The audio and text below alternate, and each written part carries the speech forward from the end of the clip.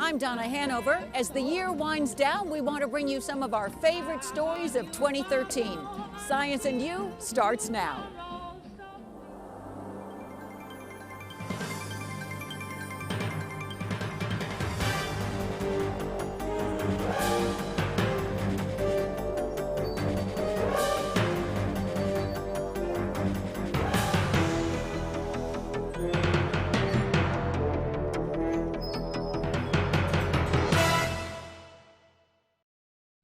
I'm Dr. Max Gomez. I'll show you beauty and art in a tiny world you'll never see. Straight ahead on Science and You. I'm Mike Gilliam. When it comes to summer fun, there's lots of cool stuff you can do. You can go out and see a movie, or maybe take in a concert, or see a Broadway type show. That's not what these guys are doing. They're all going inside to learn about bubbles, and you will too. It's straight ahead on Science and You. I'm Anne Riddell. It's a common dream for little girls growing up to be Wonder Woman. But what about growing up to be a scientific superhero? More on that ahead on Science and You. I'm Donna Hanover. We're going to take you 100 feet below ground to the caverns of what is going to be the 2nd Avenue Subway in New York. That's ahead on Science and You. Hi, I'm Tinabeth Pina. What would you say if I told you you could appear more glamorous just by wearing a particular color? The science behind why ahead on Science and You. I'm Beth Kovetz. Climate change and rising sea levels. It's changing our shorelines and our lives. Ahead on Science and You. I'm Dr. Max Gomez. Have you ever looked at a waterfall, a mountainside, a flower, and marveled at the beauty of nature? Well, that beauty doesn't just exist in things you can see with the naked eye. It also exists at the tiny microscopic level. These are brain cells. This is scar tissue. Let me show you beauty and art through a microscope. At first, they look a little like computer-generated images or something from a horror movie, maybe abstract art from an artist's fevered imagination. But these are pictures of a world few of us ever see. Photographs taken through a microscope of tiny structures, some living, some fossilized, some minerals, but all are real. They actually exist in nature. The photos are all winning entries in the Nikon Small World Competition, an annual contest for images captured through a microscope. It's a competition that we really feel is sort of interfacing art and science. It allows the general public to sort of get a glimpse into scientific or research imaging in the microscope and really see some of the beauty and aesthetics of it. You don't have to be a scientist to appreciate the beauty in the eye organ of a fruit fly larvae, the blood-brain barrier in a live zebrafish embryo, or of human bone cancer. They're mesmerizing in their delicacy, and the colors are real. They're generated in a variety of ways. We get contrasting in color both with stains as well as genetically modified organisms, for example, that express colors to allow scientists to see them better. So we run that range, and then looking at certain things under different conditions, such as polarized light, it brings out colors based on the material properties themselves. Just as fascinating are the images from unexpected sources, like dried soy sauce, melted sulfur crystals, a mineral that looks more like a sea anemone, the heart of a malaria mosquito, and the organs of smell in a zebrafish. The images are as varied as nature itself. Nikon has collected thousands of them in the 39 years the contest has been running.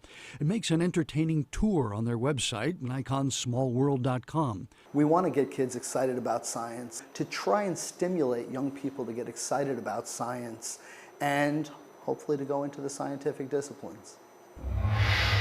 So you see, beauty really is all around us, and science and art aren't that far apart. I'm Dr. Max Gomez for Science and You.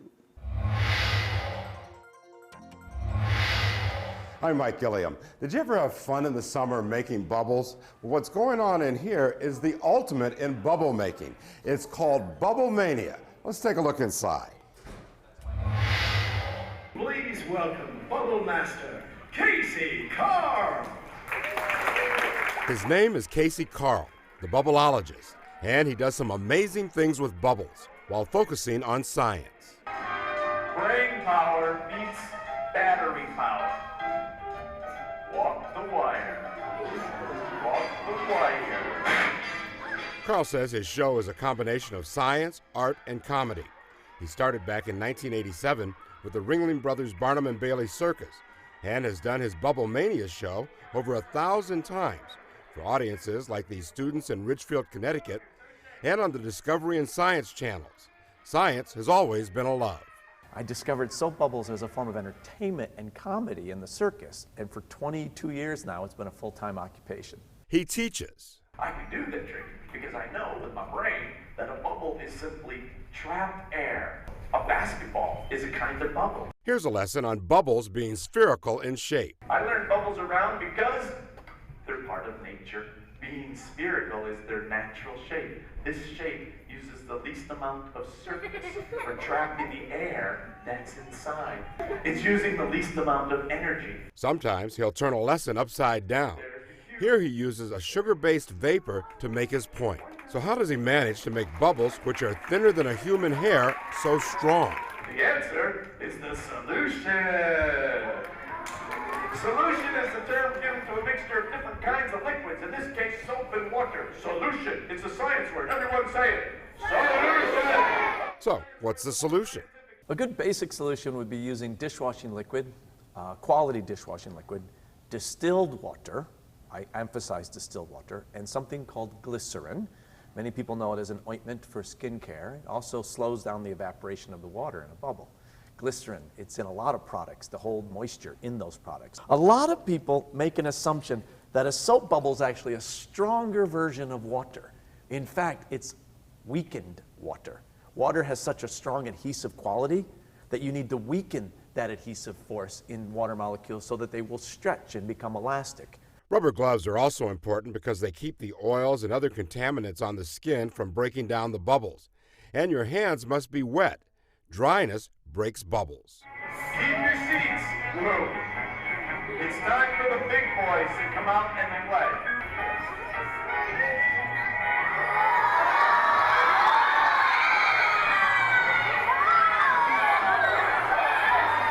Hug me, Bubble, hug me. Oh yeah! I will be placing a quiet, seated, smiling volunteer from this audience inside a giant bubble. On 3. 1, 2, 3. Bubblemania, that's a wrap. Aw, come on. You know you want to see one more. I'm going in. You can't stop me. I'm going in.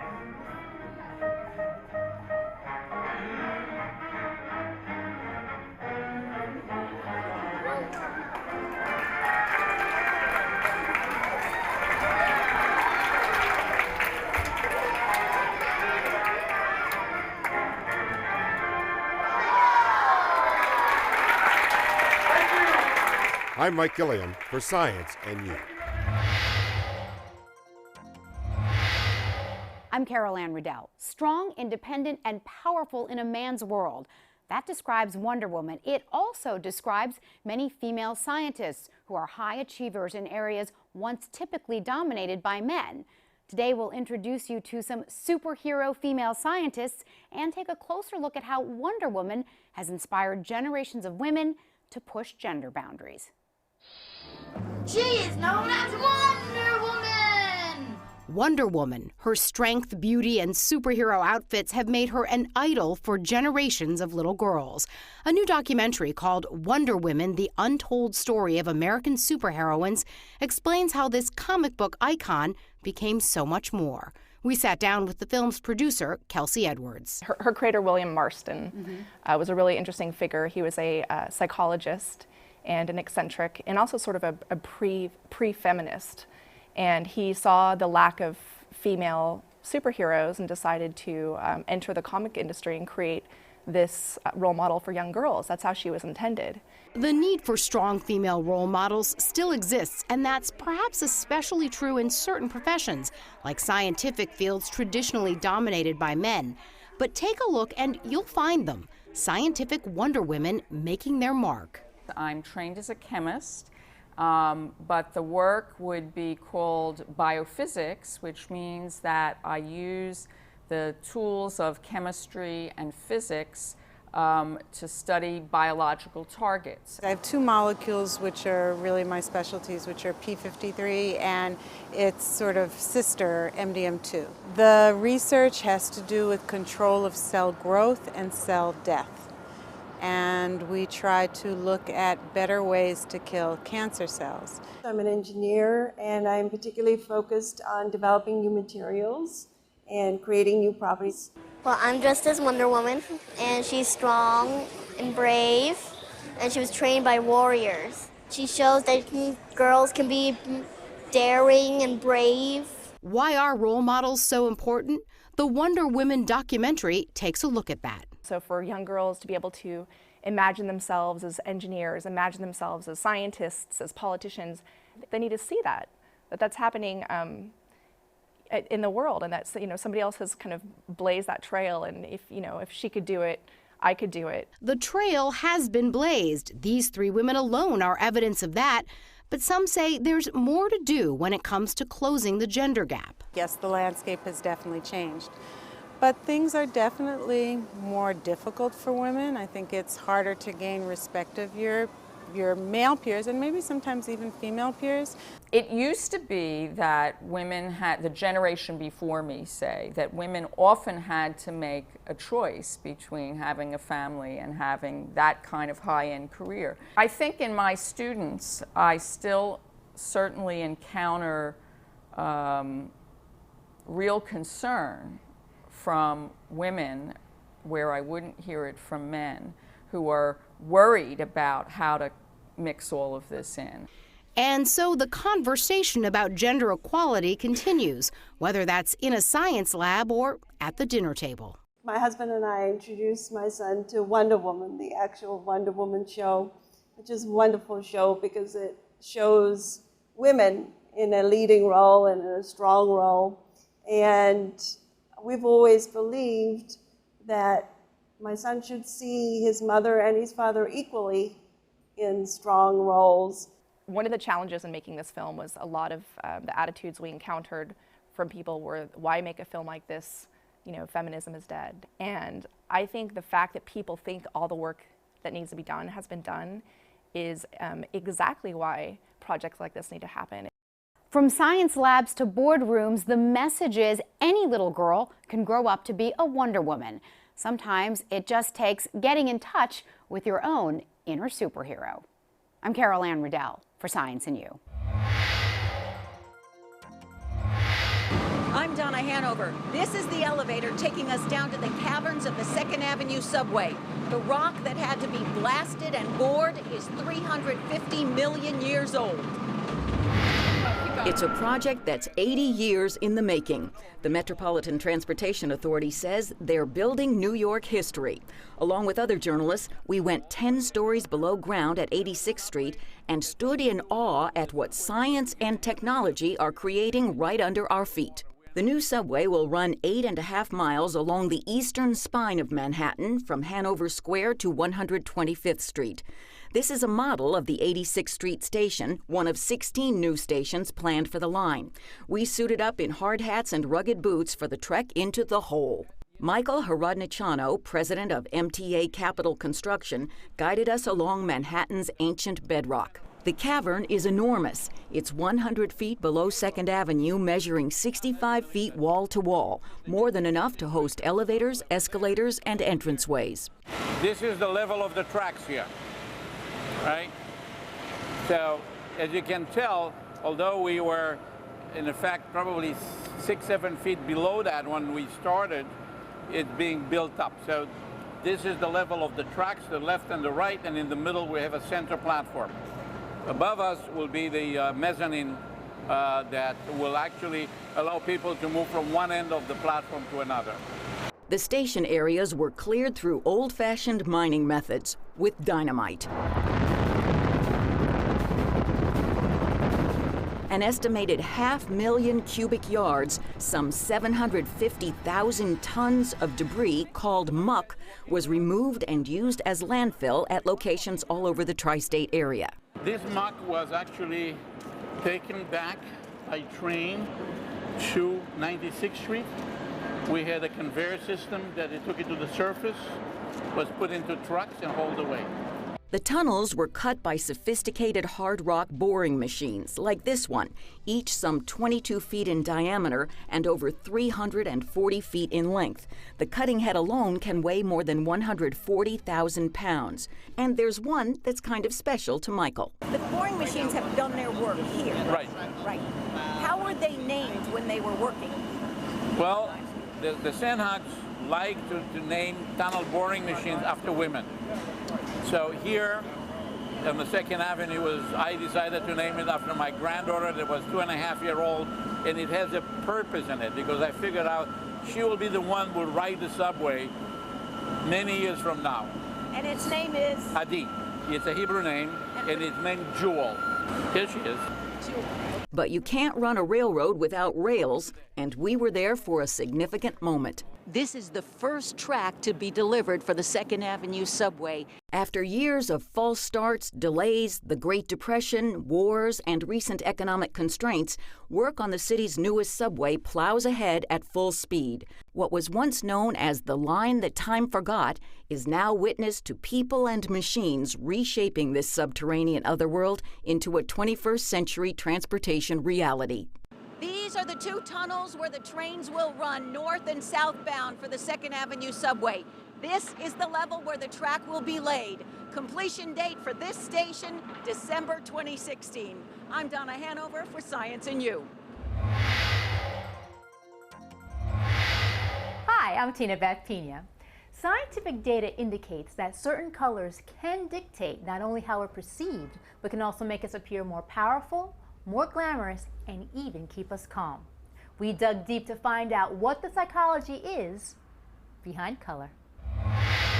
Color is a very powerful tool. Color can actually be a reflection of mood, or color can help enhance mood, but only to a certain degree. But what's important about it is it's a direct reflection in many ways of our own psychological state. Color psychology is a study of color as a determinant of human behavior. While it's a very simple idea, the actual field of color psychology is very complex. I work with patients. What they're wearing very much can reflect their mood for the day. And we can look at this in 2 ways. It can be a conscious process or an unconscious process. When we're getting dressed in the morning, for example, before we go out to work or whatever we're doing, we choose certain colors consciously because it may reflect how we're feeling at that particular time, or we want to wear something that will bring out more of a particular mood that we're feeling. So if we're feeling very happy, we may wear something that's very intense, such as a red. If we're feeling more energy, we might wear something that is more orangey. We look at that color and we just instinctively know that it's a color that we react well to, we put it on, and we feel good in it. All of these things are part of what makes our decision-making process for us, but sometimes we're not aware. Sometimes we're very aware that we're reaching for a color for a given reason. Although the human eye can distinguish over 9 million color shades, there are certain colors that have a universal meaning, from dependable to glamorous. There are some inherent feelings that are attached to color, and there have been some recent studies that have been done that have supported other older studies about red and our perception of red as making people more attractive. We know that it is a signal color. It is one of nature's signal colors. So we know it's going to attract attention. On top of that, we may perceive of the person wearing that color as being more sensual, because red is also attached to sensuality. We know that our first attachment to color comes from nature. Let's take blue as an example. The blue of the sky. We know that the sky is there every day. It hasn't fallen yet. As a result, we think of the blue color, the sky blue, as being something that's very permanent, very steadfast for us. True blue, loyal blue, that's where those expressions come from. Eisman also says that if you wear the color green, you'll be connected to the outdoors and will appear refreshed, while wearing the color purple could make you appear regal. Older generations still have a little bit of an attachment to purple as royalty. Now, why was purple for the royalty? We have to go back many, many years ago and think about the first source of purple, which really was from tiny little mollusks like snails that were found in Babylonia. And they would find, when they resurrected these ancient artifacts, that the snail shells were found with these little tiny hammers, which told them that people literally would open the snail shells up, out of it would come this purple juice, and that is what you dyed the clothing with. Well, now you can imagine how labor-intensive that was, and how it would take a king, a member of royalty, to be able to afford to hire that many people to take those tiny little hammers and open up the mollusks and use the juice. Throughout history, color theorists have attempted to explain the scientific and psychological aspects of color. English scientist Sir Isaac Newton is credited with discovering the color spectrum in 1666 while experimenting with prisms. But what happens when you start mixing the primary colors Newton discovered to create different shades? When you look at orange, for example, orange is the outcome of red and yellow in pigment, in dyes, and that sort of thing. And so as a result, you're getting the qualities that imbue both of those colors, but you're putting it together in yet another color. So you're getting the excitement, dynamism, sensuality, danger of red, and you are combining it with the warmth, that character of yellow. So you're getting a color that's a bit more approachable than the mother color red, not necessarily danger. We do have to pay attention to it because it's got that red-yellow advancing effect on us physiologically.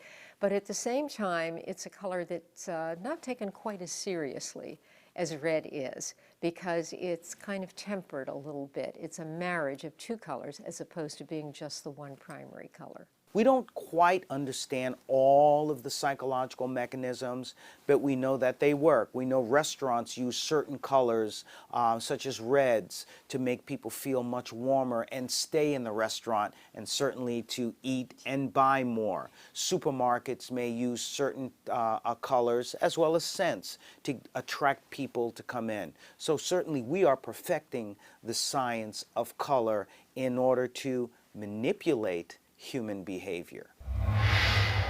Some alternative treatments use color to promote healing through the ancient art of chromotherapy, which uses light in the form of color to balance one's energy. I'm Tinabeth Pina for Science and You. I'm Beth Kovetz. Global warming, climate change, call it what you like. Our world, our city, and our shorelines are different than they used to be. I spoke to Stephen Picard, a Queens College geologist who studies the history of climate change. He's also a hometown boy who grew up right here on the Rockaways. The entire Rockaways is suffering because of what's happening today. Professor Picard was part of a team studying changes in the Antarctic ice sheet. Turns out, this isn't the first time our planet has experienced an epic global warming. Antarctica has been the ground zero for climate change. It has changed more than any other place on Earth. It went from a tropical landscape. We just found pollen from palm trees 50 million years ago in Antarctica. And just like today, ancient Antarctica experienced dramatic increases in atmospheric levels of CO2. Adding CO2 into the atmosphere warms the atmosphere, thereby warming the oceans, causing them to expand, causing sea level to rise. There were no cars, there was no us all those many millions of years ago. What was causing those CO2 rises? Well, it wasn't because the lemurs were driving around in SUVs. Today, we're throwing in lots of greenhouse gases, primarily carbon dioxide as well as methane. And the last time that the atmosphere changed more rapidly than what we're doing right now was 65 million years ago. And guess what happened then? A huge asteroid hit the Earth and wiped out the dinosaurs. But this time we're the asteroid. Yes, we are, unfortunately. A warmer Earth has caused sea levels to rise around the world. And according to Professor Picard, that rise is not the result of melting glaciers.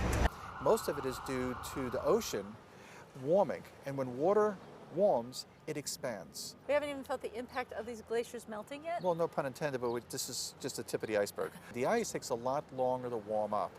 And so there's a thermal inertia. But once that warms up enough, and we're already starting to see this in the Arctic Ocean, in the Greenland ice sheet, that the glaciers are starting to accelerate in their melting. But what do rising sea levels mean for our cities right now. We've been invited by the Stevens Institute of Technology to join them on a survey of the changes to the shoreline. We have tide gauges that show that sea level has risen in this area about a foot in the past century. So that plays a role when we have storms like Sandy. Basically, the storm itself is riding on top of water, which is a foot higher than it was in the past. So thinking in terms of flooding that may cause or where the waves are attacking, that's important. And we've been at this beach in particular surveying since 2008, and the changes that we saw after Sandy are significantly more than we've seen after any other storm. A lot of the low-lying areas on the New Jersey coast, now they actually flood on a high spring tide because basically you have water coming up in the bays and actually rushing back up the storm sewers. The storm sewers are supposed to drain into the bay, but if the water level in the bay is higher than the water level in the street, the bay water is going to end up in the street. It just kind of pushes the water up the pipe. That's certainly a product of climate change. When Superstorm Sandy hit the New York City area, the storm surge from that was about 8 feet. We were at high tide, and then we had another 8 feet on top of that. And you saw the results. We're expecting sea level to rise at least 3 feet in this century. The world is warming up, and it's going to continue accelerating. But that's really a problem that we can tackle. We can make decisions to help us prepare for that. Right now, we have the technology to become sustainable. More solar panels, more wind turbines, more fuel-efficient cars. It's great technology. It's great jobs for us if we do it. This has been Beth Kovetz for Science and You. That's our show for today. I'm Donna Hanover. See you next time on Science and You.